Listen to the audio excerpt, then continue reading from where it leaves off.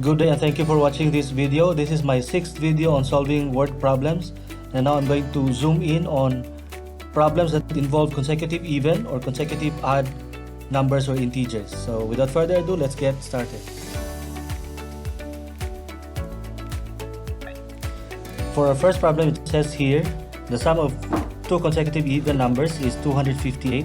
Find the numbers.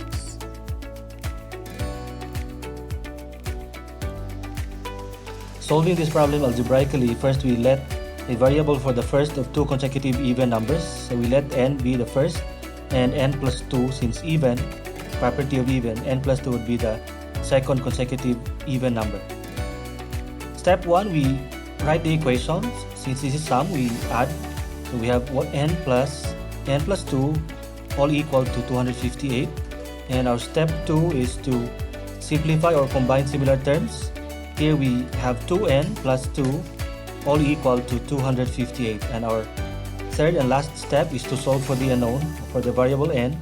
So we have 2n is equal to 258 minus 2. We transpose 2 in order to isolate the n at the left side of the equation.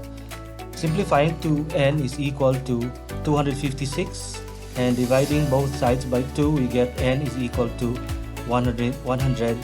128 is the first of two even numbers, and the other would be to add plus 2, so we get 130 for the second. Hence, the two consecutive even numbers are 128 and 130. For a second problem, we have here the sum of three consecutive positive odd integers is 597. What are the three integers?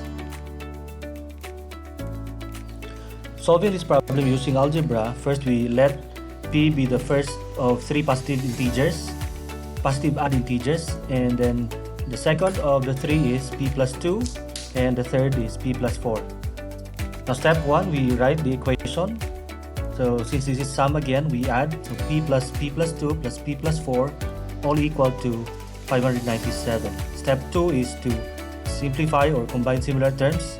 Here we can combine all the variables or the p's. So we have 3p plus 6 all equal to 597. Then our step 3 is to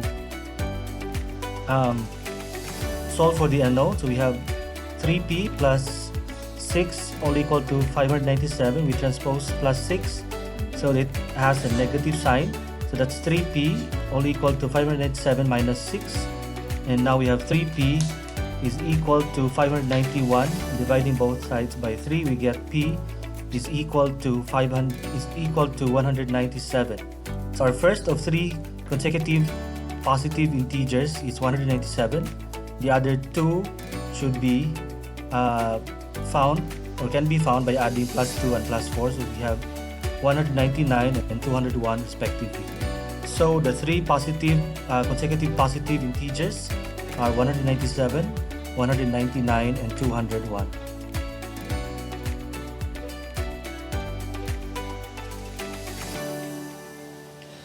Now let's move to the shortcuts. These shortcuts are just derived from the fact that if we have a set of either positive odd or even integers, say we have 1, 3, 5 and so on, or 2, 4, 6 and so on, the difference of the first to the second consecutive integer is 2, and the difference of the third from the first is 4. So having this observation, we can derive our shortcuts. So if we are asked for two consecutive integers or numbers and we're given with a sum, the shortcut for that is to step 1 is to subtract 2 from the sum and then divide by 2. And if we're given with, or if you're asked with three consecutive integers or numbers, consecutive even or odd integers or numbers, our step 1 is to subtract 6 from the sum and then divide by 3.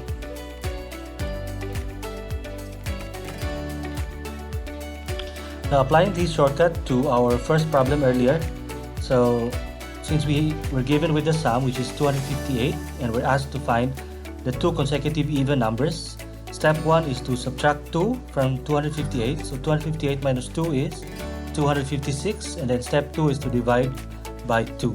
256 divided by 2 is 128. So the first of two consecutive even is 128, and the second is 130. So the two consecutive even numbers are 128 and 130.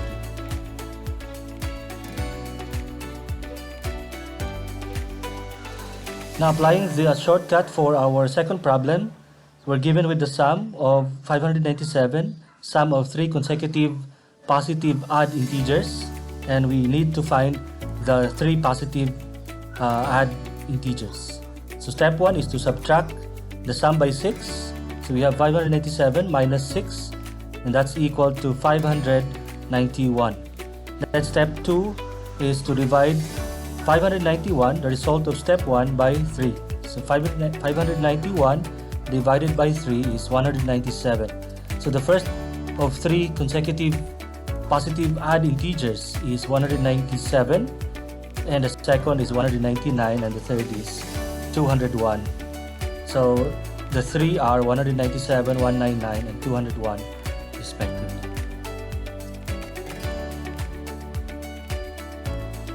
Thank you very much for watching. Please consider liking and subscribing and sharing this to your friends.